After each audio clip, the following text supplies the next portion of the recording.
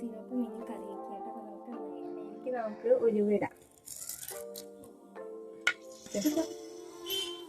ഉലുവ പൊട്ടി വരുമ്പോൾ അതിലേക്ക് നമ്മൾ ഇഞ്ചി വെളുത്തുള്ളിയും പേസ്റ്റ് ഇടാം.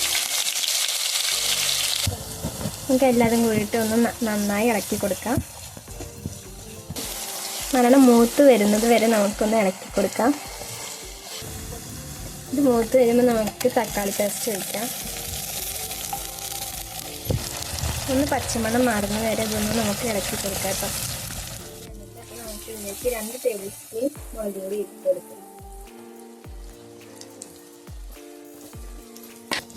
1 ടീസ്പൂൺ മഞ്ഞൾപ്പൊടി നമുക്ക് ഇട്ട് കൊടുക്കാം.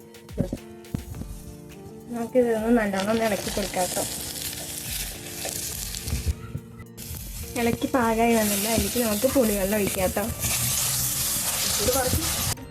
നമ്മൾ അതിലേക്ക് കുറച്ചും കൂടി വെള്ളം ഒഴിച്ചു കൊടുത്തിട്ടുണ്ടായിരുന്നു കേട്ടോ. നമുക്ക് അതിലേക്ക് കുറച്ച് ഉപ്പിട്ട് കൊടുക്കാം.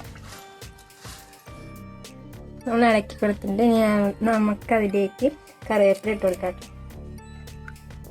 നമുക്ക് തിളച്ച് വന്നിട്ട് അതിലേക്ക് നമുക്ക് കുറച്ച് മീനിട്ട് കൊടുക്കാം. ഇളക്കി യോജിപ്പിച്ചെടുക്കാം. നമുക്ക് ഇതൊന്ന് കുറച്ച് നേരം അടച്ച് വെച്ച് നമ്മുടെ മീൻകറി റെഡി ആയിട്ട് അതിൻ്റെ മുകളിലേക്ക് നമുക്ക് കുറച്ച് എണ്ണ ഒഴിച്ചു കൊടുക്കാം കേട്ടോ.